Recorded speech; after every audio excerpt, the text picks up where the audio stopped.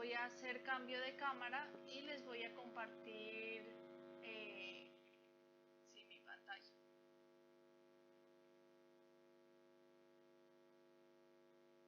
Bueno, ahí se ve.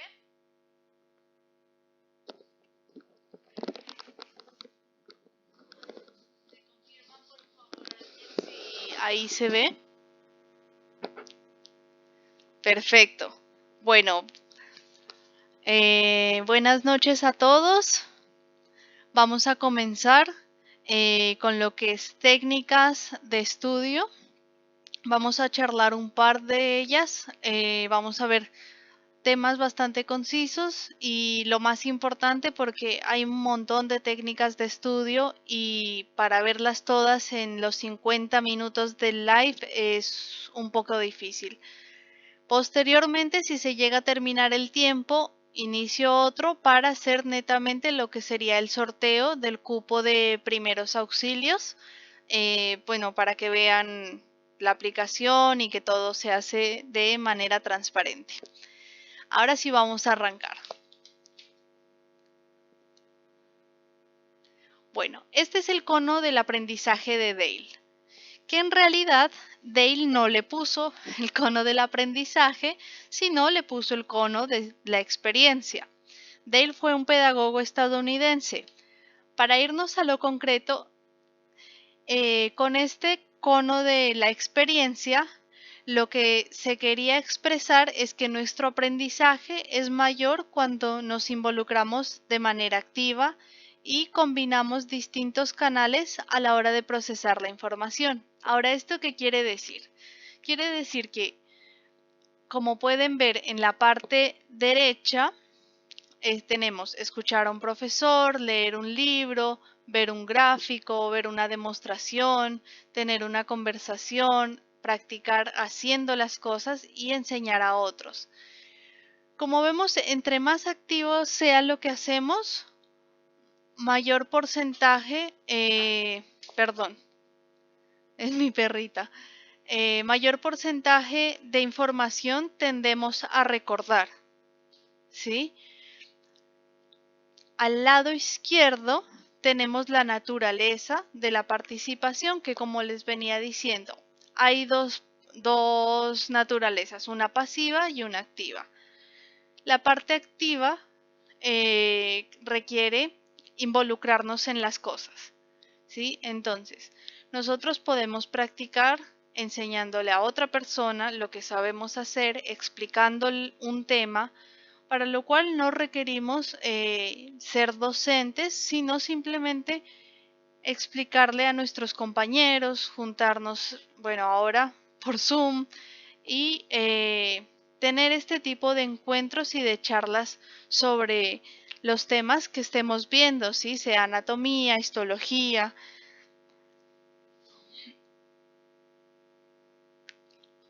Respecto a la organización.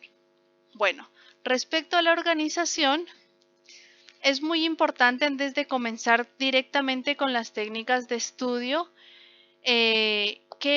cómo vamos a organizarnos o qué vamos a organizar. Bueno, ¿qué vamos a organizar? Vamos a organizar todo, ¿sí? Vamos a organizar nuestros horarios de clase, vamos a organizar nuestros horarios de trabajo, de estudio, de descanso y los tiempos básicos. Los tiempos básicos me refiero a tiempos en los que vamos a dormir, en los que vamos a comer, a descansar. Eso es muy importante, ¿sí? Y les resalto y les puse en mayúscula porque es muy importante que saquemos y más que todo que organicemos tiempo para los repasos, ya que más adelante, como vamos a ver en otras diapositivas, les voy a mostrar un gráfico donde se van a dar cuenta el por qué lo resalté de esta forma, ¿sí? Ahora, ¿cómo nos vamos a organizar? Ya sabemos que debemos organizar todo. ¿Cómo?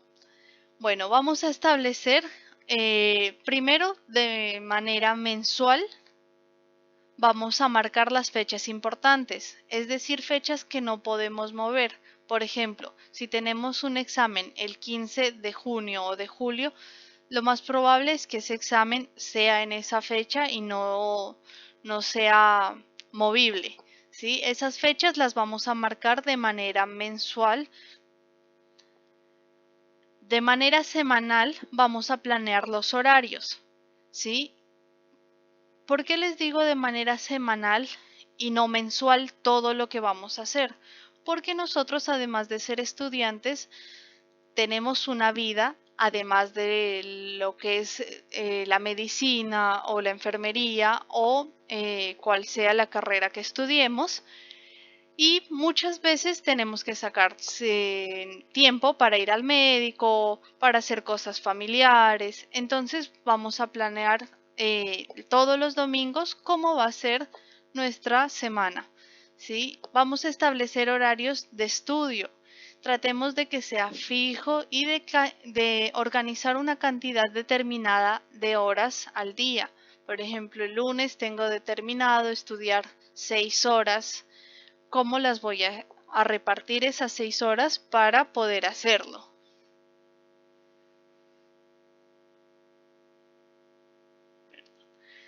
Ahora, la organización es muy importante y hay que tener en cuenta ciertas cosas, como por ejemplo, poner metas reales, ¿sí? Poner metas reales, ¿por qué? Porque si no lo hacemos nos puede llevar a la frustración, a la procrastinación, y eso es lo que justamente queremos evitar. Con metas reales también me refiero a que tengamos en cuenta nuestros tiempos de estudios propios e individuales, porque por ejemplo, para mi compañero 20 hojas se puede tardar, no sé, 15 minutos en leer 20 hojas. Para mí a lo mejor me tardo 20 minutos en leer esas mismas 20 hojas. Entonces debemos adecuar a nuestros tiempos, ¿sí? Eso es muy importante. Ahora, ¿para qué también nos sirve la organización? Para abarcar el programa de estudio de una forma más efectiva. Si nosotros nos organizamos de manera diaria, un poquito a la vez, no vamos a estar una semana antes del examen queriendo meter toda la información posible de manera memorística para llegar simplemente al examen, y eso también implica que tenemos un tiempo para hacer el proceso de entender la información y bueno, de esta manera también vamos a evitar el desgaste físico y mental cuando, que sucede cuando no nos organizamos de manera adecuada. Hola al doctor Mugul, sígalo, él tiene una página muy linda también de medicina. Bueno, ahora sí nos vamos concretamente a las técnicas de estudio, ¿sí? Vamos a ver varias aquí.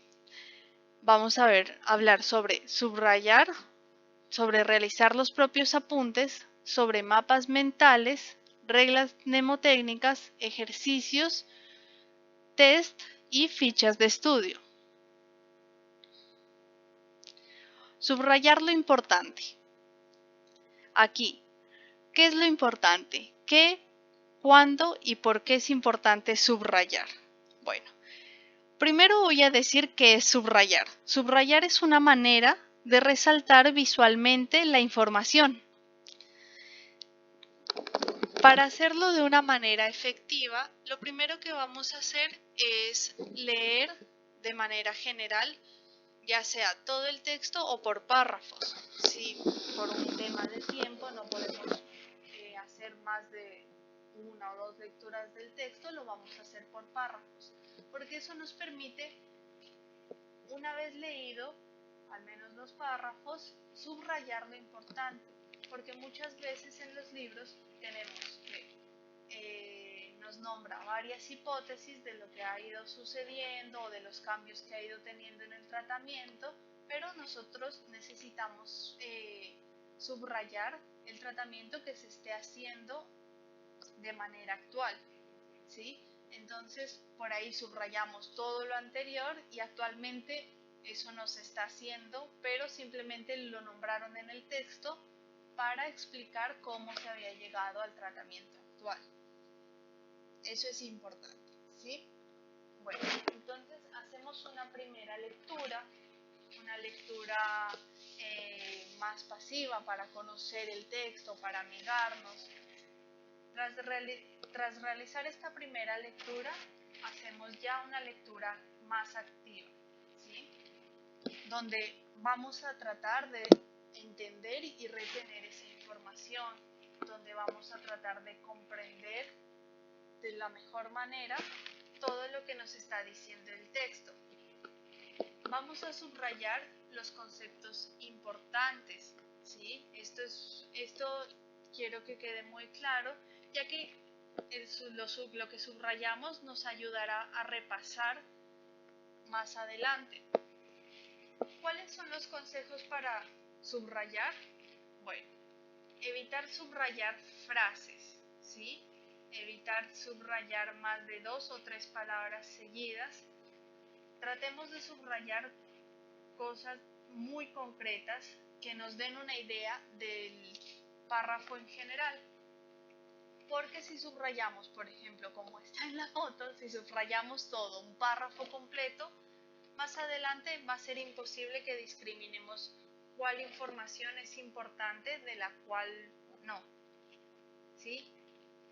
Ahora voy a entrar en otro consejo, que es el utilizar diferentes formatos de subrayado. Aquí tenemos lo que es el código de colores, que era lo que les comentaba y lo que pueden ver en esta imagen.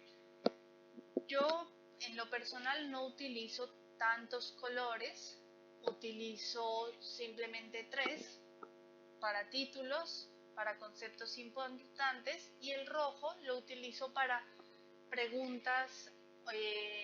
Por ejemplo, siempre hay el profesor que te dice esto sale en el examen, entonces lo subrayo para tenerlo en cuenta. Si necesito resaltar alguna otra cosa más, trato de hacerla con frases al lado del párrafo. Y esa también es otro de los formatos de subrayado, ¿sí? Sacar la idea principal al lado del párrafo. Pasamos a la siguiente diapositiva. Este es un ejemplo de subrayar. Tenemos 2 párrafos que hablan del mecanismo de acción de los antagonistas de receptores de histamina 2, que son la famosa ranitidina, ¿sí? Como ven, subrayamos cosas bastante concretas. Aquí para subrayar utilizo el azul para los títulos, el verde para los conceptos grandes. En este caso el mecanismo de acción es un concepto grande. Si bien subrayé una frase completa, es por eso mismo.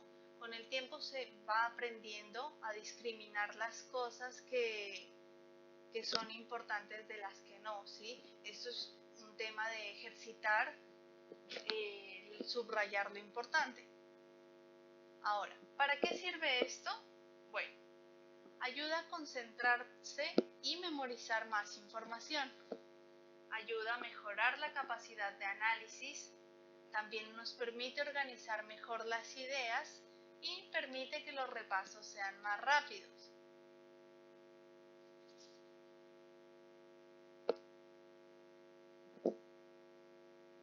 Bueno, vamos a pasar a los apuntes propios. ¿Qué hacemos nosotros cuando tomamos apuntes o cuando hacemos nuestros resúmenes? Bueno, ponemos en nuestras propias palabras las ideas principales o centrales de un texto. Cada hoja para tomar apuntes, lo ideal es hacerlo de esta manera. Les voy a poner ¿dónde está? Tengo diapositiva. Quiero un puntero para que puedan ver.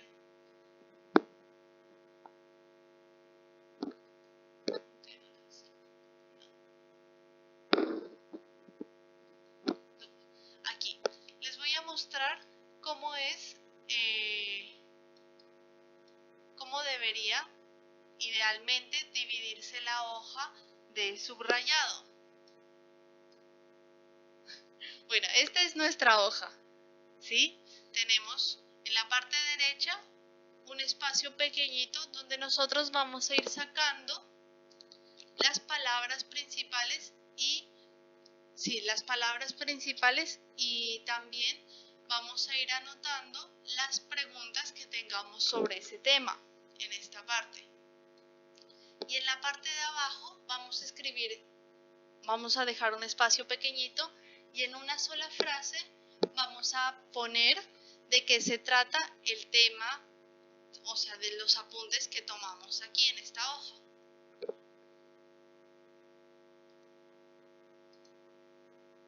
Bueno,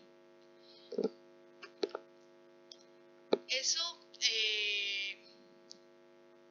sobre cómo sería la forma ideal para tomar apuntes. Ahora, podemos tomar apuntes en clase o utilizar apuntes de otra persona, ya que como vimos antes, muchas veces el tiempo no nos permite hacer nuestros propios resúmenes.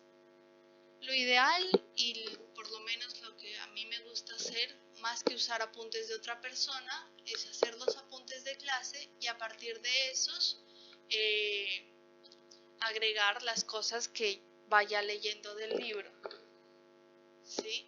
Si usamos apuntes de otra persona, no dejemos de leer la bibliografía oficial, ya que muchas veces nos puede pasar a nosotros mismos de cometer errores cuando tomamos apuntes, ¿sí? En la parte izquierda les dejé, que igual después voy a subir el en vivo, les voy a dejar una lista con con aplicaciones digitales para las personas que les gusta tomar apuntes de esta manera. ¿Sí? Bueno, vamos a pasar unos consejos para después de que tomamos apuntes es tratar de reflexionar sobre estos apuntes, tratar de entenderlos, recitar también los apuntes para ver qué recordamos, qué no. Algo muy importante sobre los apuntes propios es después ver, bueno, cuál es el significado de lo que escribimos, en qué se están basando, cómo puedo yo aplicar los apuntes que estoy tomando, integrarlos con otros temas. Pero como les decía, igual que con la forma de subrayar, todo se ejercita. Ahora, pasamos a los mapas mentales. ¿Qué son los mapas mentales? Son representaciones gráficas de ideas principales y son importantes debido a que nos permiten organizarnos y vincular los conocimientos que estamos adquiriendo. ¿Sí? Por ejemplo, este es un mapa mental de fármacos antihipertensivos. Alrededor tenemos todos los fármacos que son antihipertensivos y después todos los tipos de fármacos que hay. Entonces, la técnica de mapas mentales es una técnica muy buena porque nos permite de manera concisa tener toda la información. Y para los repasos, como les decía, es una técnica bastante interesante. Otro tipo de técnica o herramienta de estudio es las reglas mnemotécnicas. Y aquí voy a hacer hincapié en algo. Utilicen las técnicas de estudio que les sirvan a ustedes. No todas les van a servir, por eso prueben, por ejemplo, una semana o dos las técnicas y después se quedan con la que les sirva. Con las reglas mnemotécnicas es lo mismo porque muchas veces encontramos que el ayudante o nuestros compañeros nos dicen esta técnica es re buena. Yo, por ejemplo, esta es para hablar de las penicilinas, ¿sí? Del espectro de las penicilinas. Hasta ahora nunca me la pude acordar, me aprendí el espectro y nunca me pude acordar la regla mnemotécnica. Entonces no se esfuercen por ahí en aprenderse las cosas que por ahí al otro le sirven, pero todos somos individuales, por eso tenemos que adaptar las técnicas a nuestra forma de estudio, ¿sí? Y además también podemos crear nuestras propias técnicas. Por ejemplo, esta la hice yo. Oli, Clau, ahí nos saludan. Esta la hice yo. y podemos crear nuestras propias reglas memotécnicas de la manera en que nos sirvan. Por ejemplo, a un amigo les sirve un montón acordarse con los números. Entonces, cada cosa que él quería acordarse de memoria lo hacía, bueno, 1 es tal, 2 tal. ¿Sí? Cada uno debe individualizar el tema de las técnicas de estudio. Vamos al tema de ejercicios, casos prácticos, casos clínicos. Esto va orientado principalmente a que después de organizarnos, tener una técnica de estudio, lo que debemos hacer es tratar de todo ese conocimiento que adquirimos con la lectura, escuchando clases, viendo videos, tratar de sacarlo. ¿Sacarlo de qué manera? Tratar de explicarlo, tratar de ejercitarlo, ¿sí? Para que el día que nos toque un examen, nosotros podamos expresarlo de muy buena manera y de una forma clara, ¿sí? Por ejemplo, si son casos clínicos los que nos toman en el examen, practiquemos mismo con casos clínicos.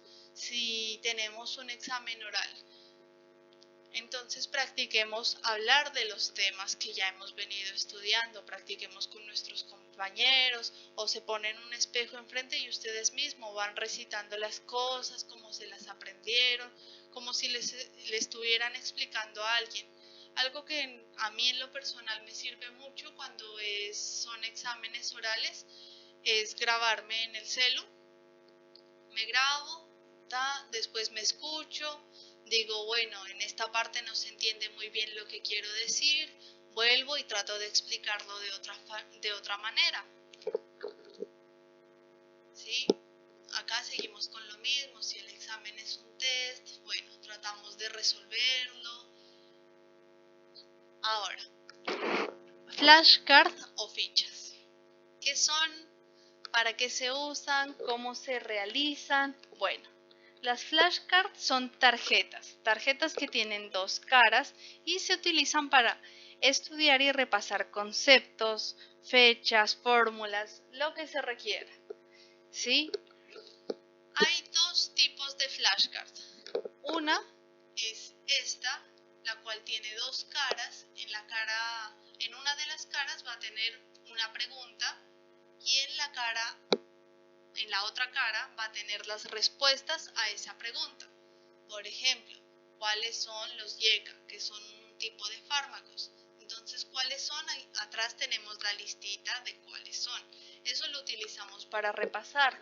Después de que igual leímos y estudiamos, agarramos una de las fichas o tarjetas, nos hacemos esa pregunta y nos evaluamos a nosotros mismos si tenemos bien fijo ese tema o si nos falta repasar.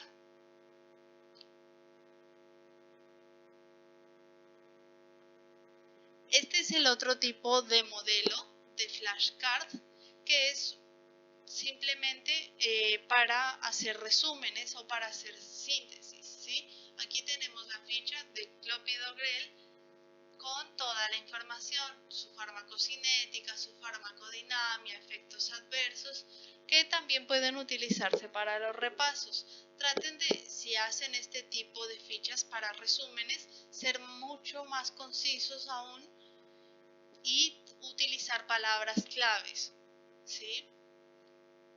Estas también son aplicaciones que quería dejarles. A mí en lo personal me gusta mucho usar papel y lápiz, pero sé que hay muchas personas, y más ahora con el tema de la virtualidad, que están usando mucho las aplicaciones y todo. Busqué un par de cuáles eran las mejores o las que más se estaban utilizando y quise dejarles una pequeña lista de las que habían para que si pueden las descarguen y prueben las que a ustedes más les gusten. Ahora, como técnicas de estudio, terminamos con estas. Pero antes de cerrar todo esto, quería que miraran lo de la curva del olvido. La curva del olvido fue uno de los primeros estudios que se llevó a cabo respecto al olvido. Fue un experimento que evaluaba la memoria un experimento realizado por Ebbinghaus en 1885. Este experimento permitió definir esta curva del olvido. Ahora, ¿para qué nos sirve esta curva del olvido? Muchas veces estudiamos un montón, estamos ahí dándole muchas horas y después quedamos súper tristes porque a la hora del examen o a la hora de querer explicar después no recordamos lo que estamos estudiando. Entonces, con la curva del olvido lo que se quiere es evitar justamente ese olvido. Si nosotros estudiamos en este día, bueno, ahí Macondiana confirma que nos ponemos muy tristes cuando olvidamos las cosas que estudiamos. Bueno, en la parte de los porcentajes, donde pueden ver los números, podemos ver que lo retenido a partir del día que estudiamos va disminuyendo durante el tiempo. Es decir, que si yo estudio hoy, leo un tema, lo repaso, por ahí, si no lo vuelvo a tocar, a las 2 semanas voy a recordar hasta un 20% o menos. Para evitar eso y recordar las cosas que tanto tiempo nos tomaron estudiando, está la curva del olvido, en donde nos dice que pongamos en práctica lo que es la repetición espaciada. Sí, lo ideal es hacerlo de esta manera. Estudiamos hoy. Al primer día lo volvemos a repasar, ¿sí? Aquí, el primer repaso, a las 24 horas. Ahí volvemos a tener nuestro 100 o 90% de retención. A los días, este es el tiempo en días, a los días, 4 o 5 días, lo vuelvo a repasar para volver otra vez a ese punto de retención del tema que habíamos estudiado. Después ya podemos hacerlo más espaciado. Podemos ya hacerlo a los 10 días posterior a la primera vez que estudiamos, ¿sí? Entonces vamos a volver nuevamente a este punto.